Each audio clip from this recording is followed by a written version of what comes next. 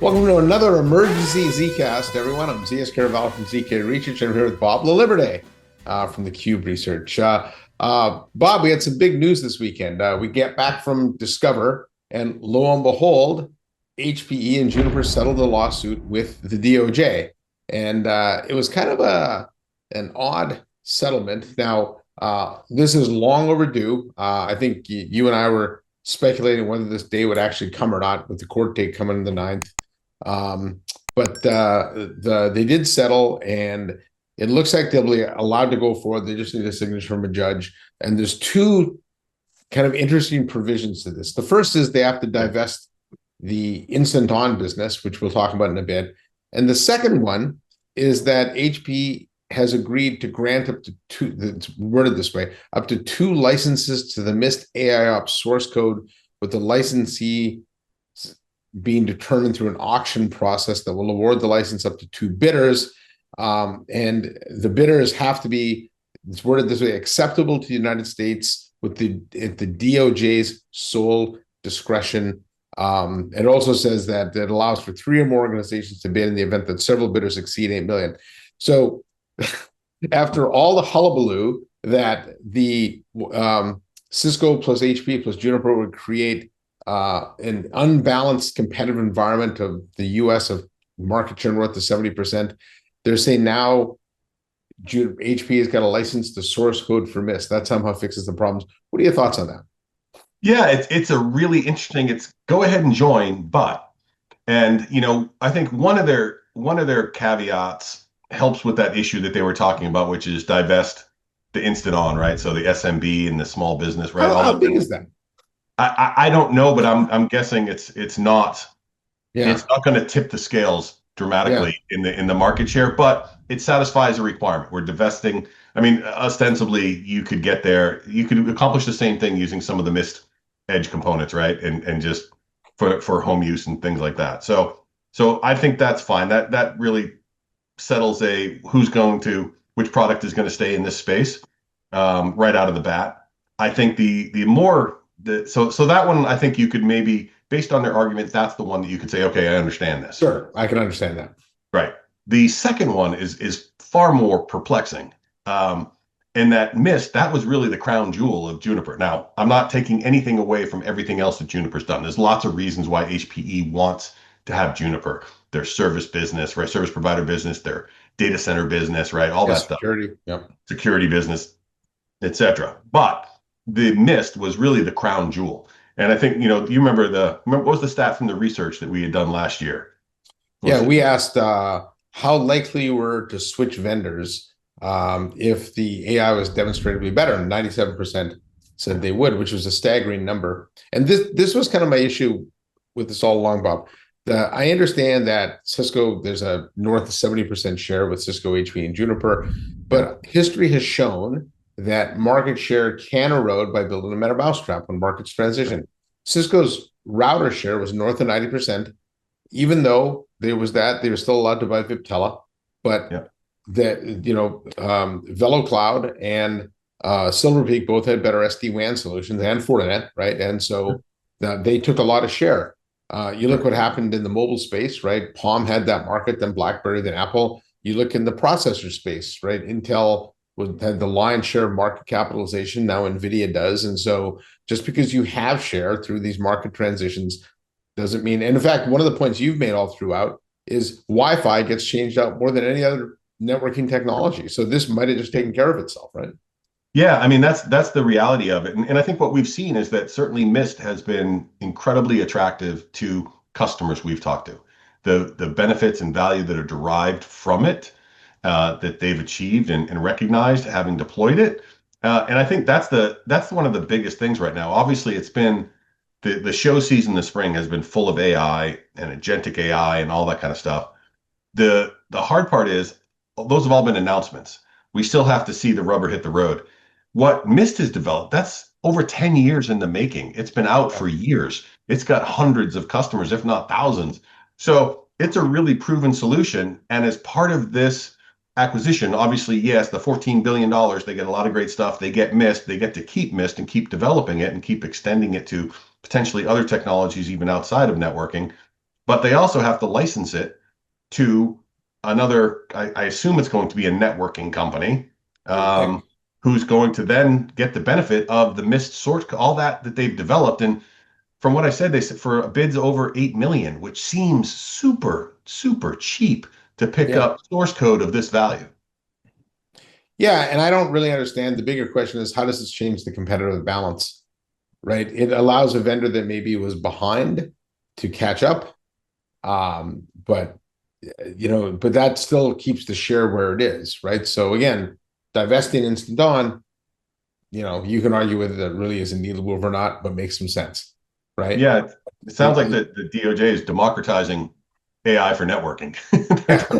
They're trying to give other companies an opportunity to. Yeah. So that one, I think to you and I both, it's very perplexing as to, I'm not really sure what Attorney General Pam Bondi and the rest of the DOJ was thinking there. I don't think they really fully understood the intricacies of this deal, and really how fast networking share can move, and why aggregating U.S. wireless LAN market share wasn't the right metric to determine whether this would create a monopoly-like environment.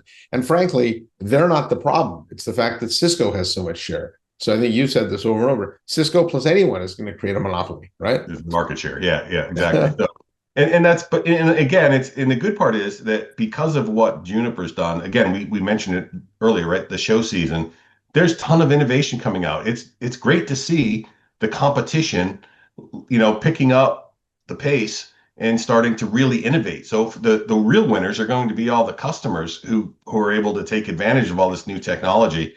The interesting piece will be to see who actually bids on this, who wins it, and how they use it. Now, that will play out over the next year, right? It's still going, it took Juniper a long time to get this technology as good as it is, to make it as extensible it is, so it can rapidly adopt new domains and so forth. And all the source code is based on, right? It's all around the Juniper technology. So there's still a lot of work, whoever buys it, to get it up to speed on their technology, but certainly far shorter than if they had to do it all themselves, right? They're getting the benefit of a dozen years of code. And the way this is written, they have 180 days from the data close. I asked Ben Stricker in HPE-PR if they issued a data close, and he said it's not determined yet, but he promised we'd be told when it would. And so it's, likely, over 6 months away before we determine who that is. I can't imagine it's going to be Cisco. I think that'd be a bad look for Cisco, and also it would be a bad look for the DOJ to allow that when that was the problem in the first place. But who knows? And everyone else has kind of made their, laid their claim with AI. So I am curious to see who would bid on it. I don't, who knows? Maybe, Fortinet, or what I mean? There's, something like that. There's a lot of, like I said, there's clearly, we're seeing the tide shifting towards agentic AI and leveraging, those agentic systems and so forth, right? But that AI engine that Mist had created works extremely well in helping to identify and to rectify problems that are occurring. And then really, when you think about the agentic, that's just really helping with the workflow.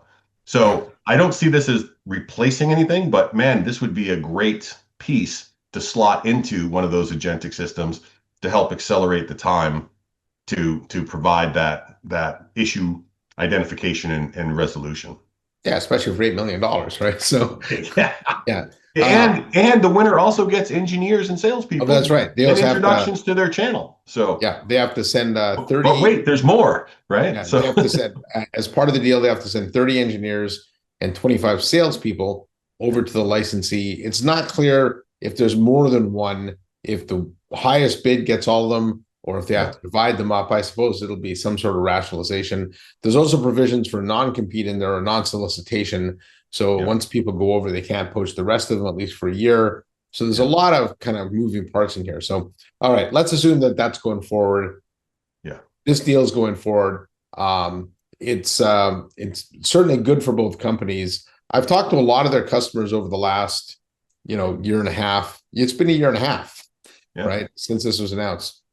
And I'd say there's some mix of confused nervous and excited. And I think everybody understands the potential's there. I think everyone's concerned that if I buy Central now, does that go away? If I buy Mist now, does that go away? And all I can tell you is everything the company has told me, on the networking side from Phil Mottram down, they will do what's in the best interest of the customer, which means they will keep both product lines alive. I know the competitive FUD is they won't do that. It's too expensive.